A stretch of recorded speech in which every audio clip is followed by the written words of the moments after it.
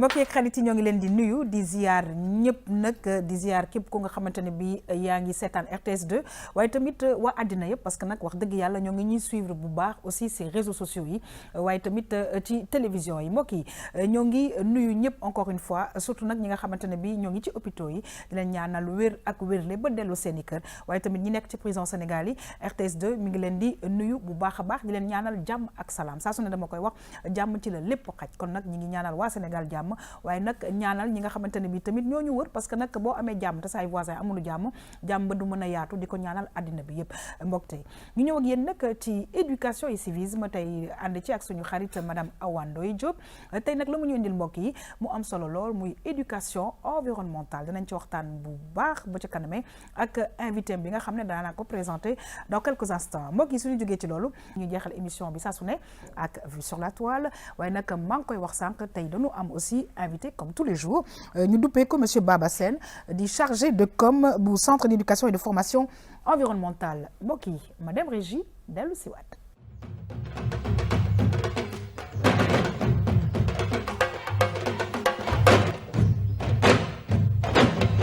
waaw saa su ne nag dañuy kontaan di recevoir suñu xarit madame Awa Ndoye Diop elle est toute jolie toute bien habillée ci biir nag lu am importance comme yeneen chronique yëpp muy nag li nga xamante ne bii mooy éducation et civisme tey nag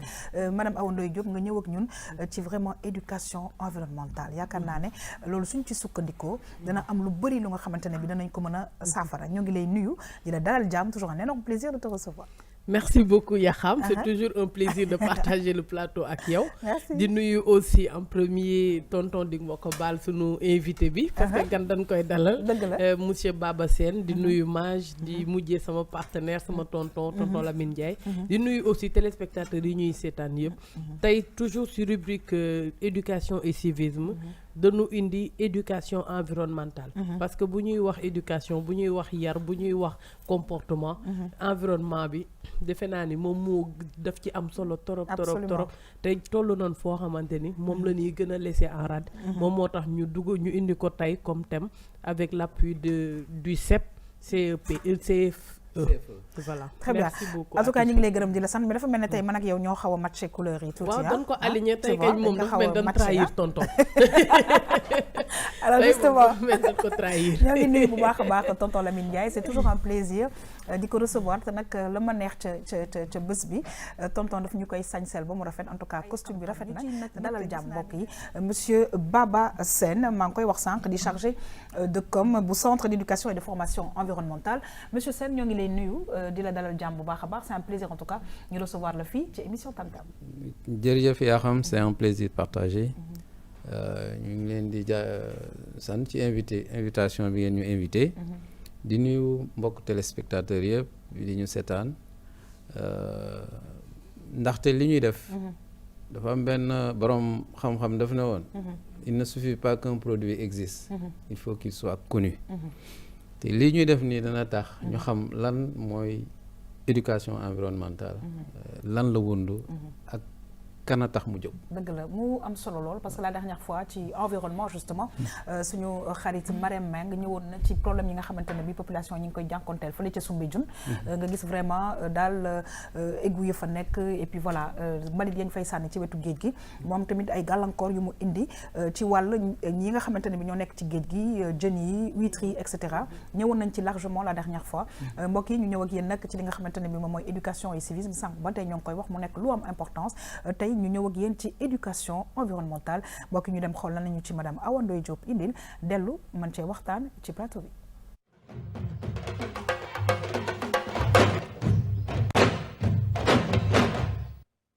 fii dañ fiy jàng wàllu ethnobotanique. liñ fiy jàng ci xeet gi lañ koy jëlee ci nit ñi waaw ndax fii ñi fiy dajee ñëpp ñoo bokk daanaka dëkkuwaay bi. fi nga xamante ne moom lañu fi la ñu janool ni xeetu garab yi ñu fay am yëpp mat nañu fukk ak ñett yenn yi ay garab yuy faj la ñu leen di woowee plante médicinale yenn yi ay garab la yoo xamante ne moom la ñuy defaree table classe yi ak buntu l'école yi ak porte ak palanteer yeex yooyu muy les plantes de bois d'œuvre am na beneen secteur boo xamante ne plante légumière yi ñoo fa nekk ak condimentaires yi maanaam lépp luy lujum lépp loo xamante dañ ciy duggi marché te bu yàgg boo xoola boo daan xool leket lañ daan duggee marché ndax li ko waral dañ naan leket lawtan la. am na beneen pàcc boo xamante ni bi ci tool bi la nekk mu ngi aju ci wàllu gàncax goo xamante ne plante fourragère lañ koy tuddee plante fourragère nag mooy gàncax goo xamante dañ koy jëfandikoo ngir jur gi di ci lekk di ko dundee waaye gis nga ne jur gi ngir ñu am yooyu xeetu garab il faut que muy taw pour mu taw nag nit ñi xam nañ ne kenn warul gor garab yi pour mu taw nit ñi war nañu xam nañ dañuy jëmbat garab jëmbatum garab googu nag nekk na loo xamante ne sax ñun suñu wàllu bopp ñun nit liñ ciy def sax bariwul ndax lu ci bari lëpp yi ñoo koy def lu ci bari weñ yi ñoo koy def lu ci bari yooyu yi ñoo koy def lu ci bari picc yi ñoo koy def kon mu mel ni wàllu woowu nit lim ciy def bariwul lool xale yi war nañoo gën a bàyyi seen xel seen dëkkuwaay ki gas teen ak ki jëmbat garab kenn mënu leen fay ndax ki nga xamante ne jëmbat na garab ga mu jëmbat kat nit ñi nañ fa toog naan ataaya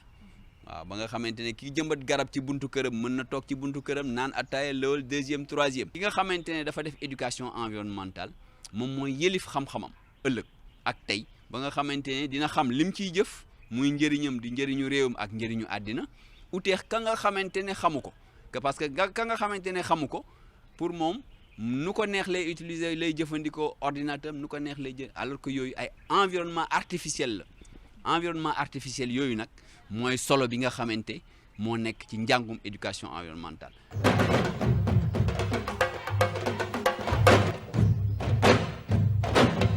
ñu ko déggee nag muy vraiment ñàngat yu am solo ñu ciy nuyu nag le commandant Ndiaye bu parc bu Hann parce que nag reportage bi fa lañ ko defee waaye nag madame Awa Ndoye Diop yaakaar naa ne lu ñuy njëkkee mooy ñu faram fàcce li nga xamante ne bi moom mooy éducation environnementale mu nekk lu am solo ci dundu doomu aadama parce que la muy laal moo bëri. li muy laal moom moo bëri ndax defe naa ni bu amuloon ay garab ak yenn kii nu mu tudd espèces yi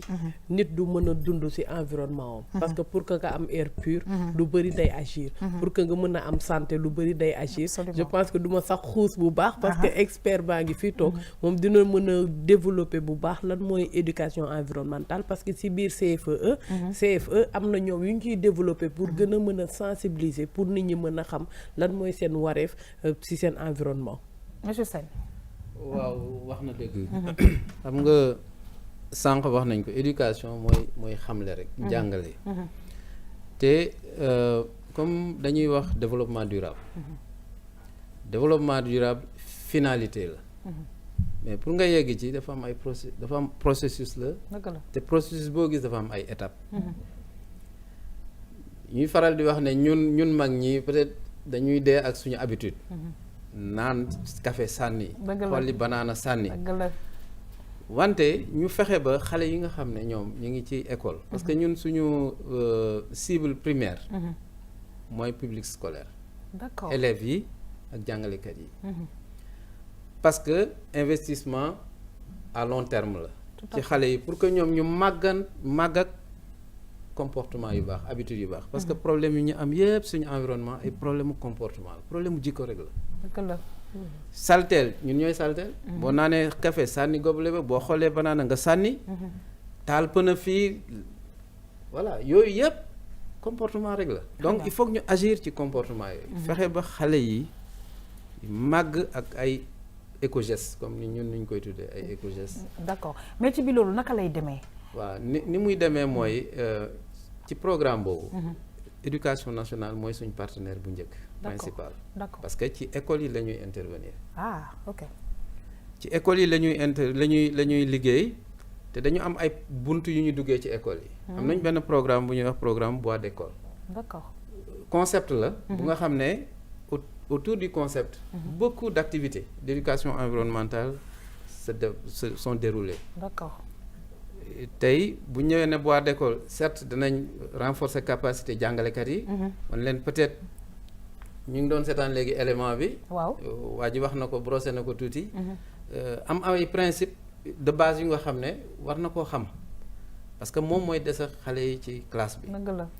bois d'école bi dañ ko fay def également pour wan xale yi pour jox jàngalekat yi. support didactique et pédagogique bu nga xam ne bu ñu génnee ci classe bi. def théorie mun nañoo dem sur le terrain. ci école bi ñu xool nu ñuy saxalee garab ni ñu toppatoo garab ñu xam ne garab waddul nii rek ci asamaan si dañ koy ji di ko toppatoo di ko suuxat comme ñoom ni ñu leen di toppatoo leen solo yére di leen jàngal ba ñu nekk mag donc garab yi ñuy gis yëpp noonu lay demee bàyyiwuñ également mag ñi parce que comme li ma wax ni am nañ suñu habitude ba pare mais dañuy fexe ba mag ñi ñu xaw a critique xaw ma nu ma koy waxee ci wolof ñu qu'il soit un peu critique par rapport à leur comportement vis-à-vis de l'environnement que même boo ko bàyyiwul tam boo demee am na acte yoo xam ne boo ko defee rek sa xel dana dellu si lii de waruma ko ne saw ci mur bi fii sànni banaana fii naan góoble sànni loolu également dañuy liggéey ba nga xam ne mag ñi adultes yi tey léeg-léeg ñu xool réfléchir ne est-ce que lii war naa ko def lii waruma ko def lii jomm naa ko def lii jomm ma ko def parce que comme li may wax ñaari côté yëpp la mag ñi fii dañuy jéem a récupérer dabu liñ ci mën a dabu mais xale yi ñoom dañoo bëgg ñoom ñu gimmi màggandoo ak ay éco gestes parce que l'habitude est une seconde nature. Très bien alors madame Awa Ndoye Diop c'est vrai que nag je pense que c'était normal et il était temps ñu am centre bu nga xamante ne bi mi ngi gunge nit ñi parce que egg nañ benn stade bu nga xamante ne bi vraiment du Sénégal rek defe naa ne àddina bi yëpp ñu ngi souffrir ci problème environnement ba nga gis dégradation climat yi ak naka lay changer mu nekk un problème bu nga xamante ne bi comme ni mu ko waxee bu ñu ko jëlee ci suuf ak xale yi yaakaar naa ne bu ñu màggee ak ñoom dinañ ci mën a am yaakaar. dëgg la am na solo trop centre bi ñu teg parce que ñun ñëpp lay aider. beneen fànn bi ma bëgg a wax mooy ban programme la ñu prévoir déjà pour ñi nga xamante ne demuñu école parce que fi ñu nekk nii li ñu wax yëpp mooy benn population bi mooy ñiy jàng te li ci ëpp ñiy sànni ci mbedd bi amuñu yenn études yu poussé yi wala boog buñ ko amee seen civisme des na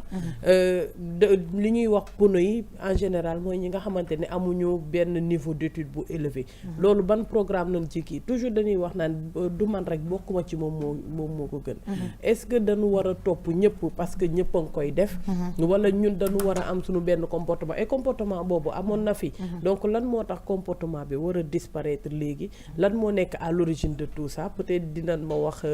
parents et enfants parce que waajur yi xëy na yaratuñu seen doom yi jëlatuñu temps di waxtaan ak xale yi et cetera mais j'aimerais bien aussi nga mën ñu dimbali ci fànn boobu lan la ñu prévoir pour ñi nga xamante ni jànguñu demuñu école pour ñoom tamit ñu mën leen a toucher mën leen sensibiliser.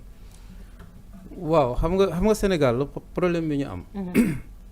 léeg-léeg dañuy joxe ay pourcentage chiffre ñu jàngut mais là il faut faire attention ñu jàngut lan c'est ça aussi parce que doonul ñu alphabétisé wu en français rek ñoo alphabétisé les gens sont alphabétisés en arabe waaw parce que loolu laa doon bëgg laaj yaa ngi wax école mais école yi mooy école coranique yeeg yëpp c'est tous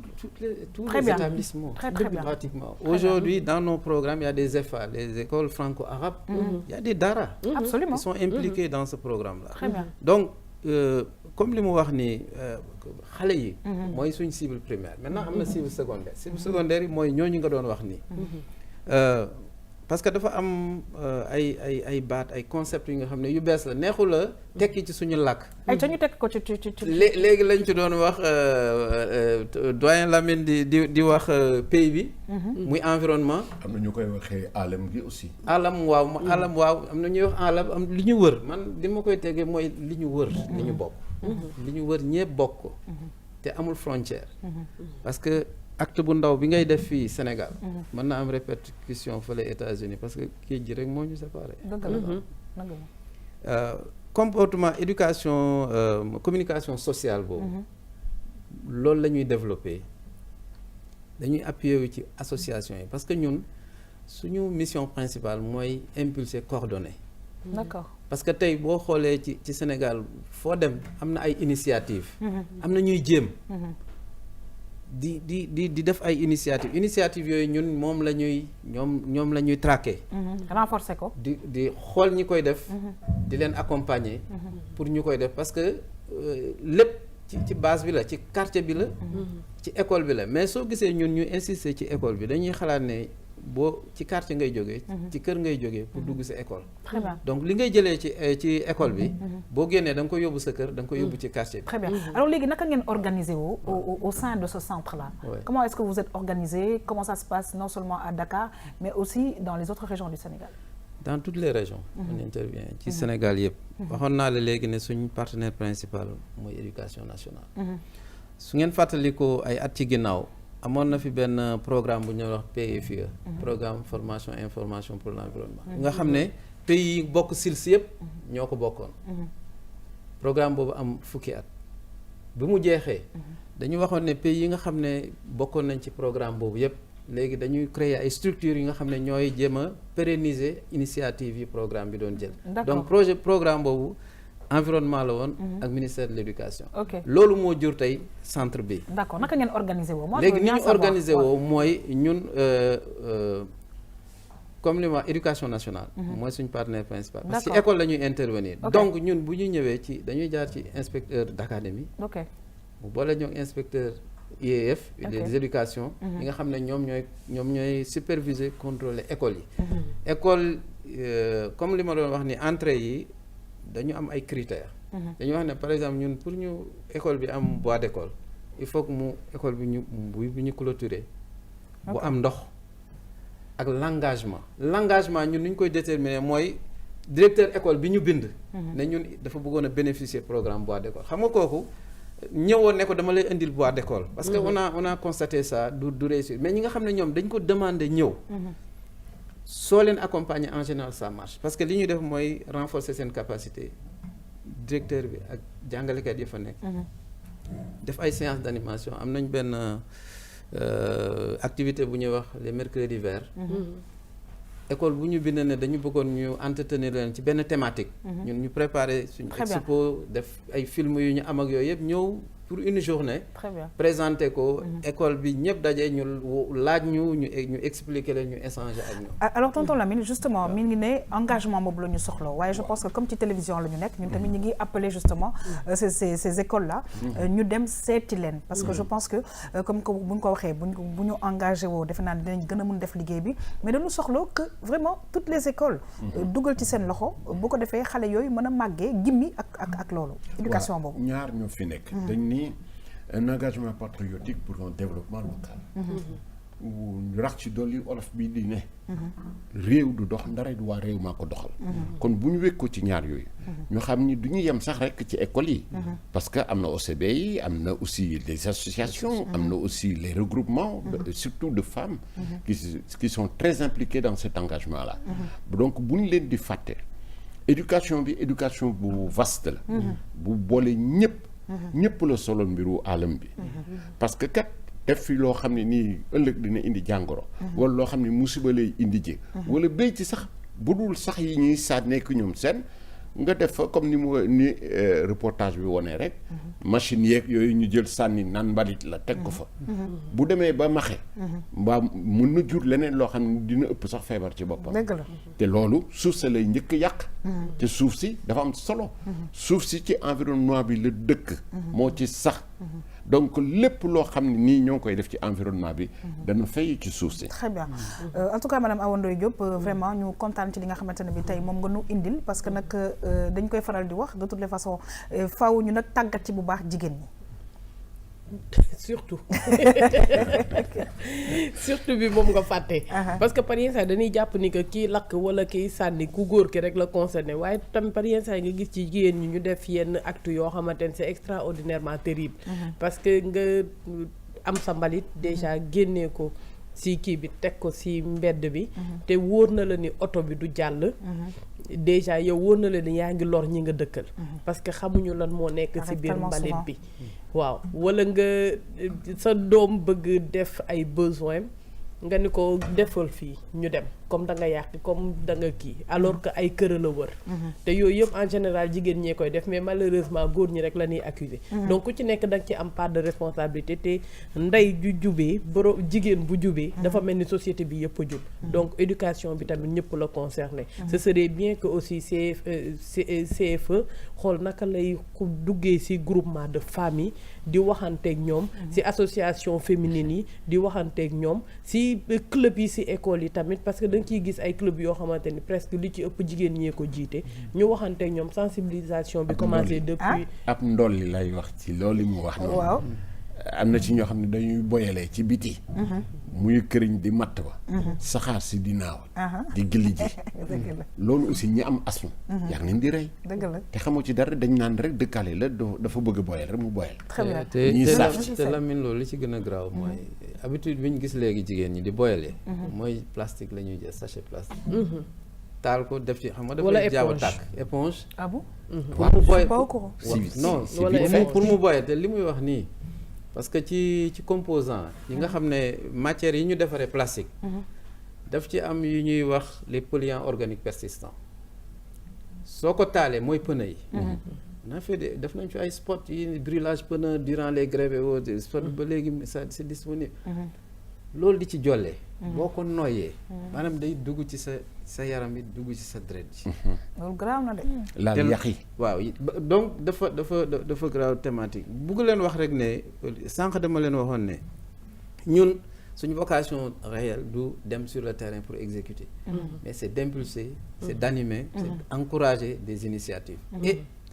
parmi ces acteurs là il y a les femmes elles sont très dynamiques c'est vrai que ñoom léeg-léeg danañ causer ay problèmes mais nag solution yu bari également ci jigéen ñi lay jóge donc solution yu bari ci jigéen ñi lay jóge tey par exemple école xam nga école dans son milieu la ñuy wax suñu intervenir ci école du yem rek ci école bi y a le comité de gestion de l'école y a l'APE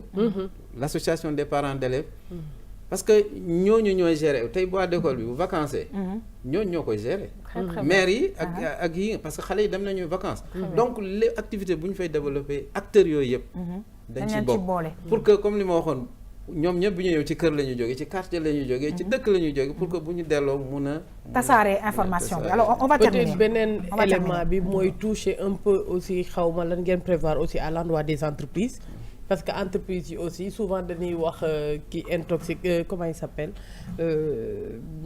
kii pour seen produits chimiques yi et cetera pollution aérienne yeeg consort genre pollution yooyu yan acte aussi moom la ci CFE mën a teg pour très rapidement ci côté boobu xam nga ñun fonctionnaires yi dañu am habitude di wax def leen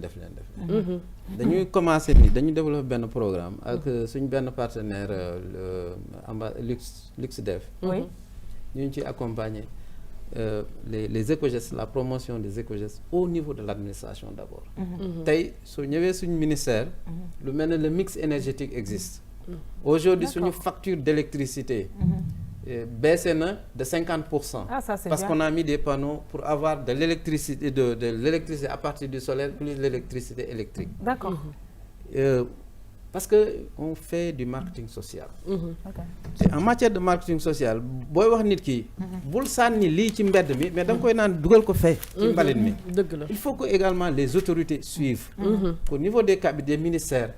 boo génnee mouchoir nga gis poubelle boo ko mën a dugal suñ génnee ci mbedd mi également ñu gis fu nga xam ne boo yoree lekkee banaan boo xoolee gauche xool droite da nga seen à 20 mètres quelque chose foo ko mën a dugal parce que yooyu itam préalable yooyu il faut ñu régler ko très très bien en tout cas mu nekk lu am solo rek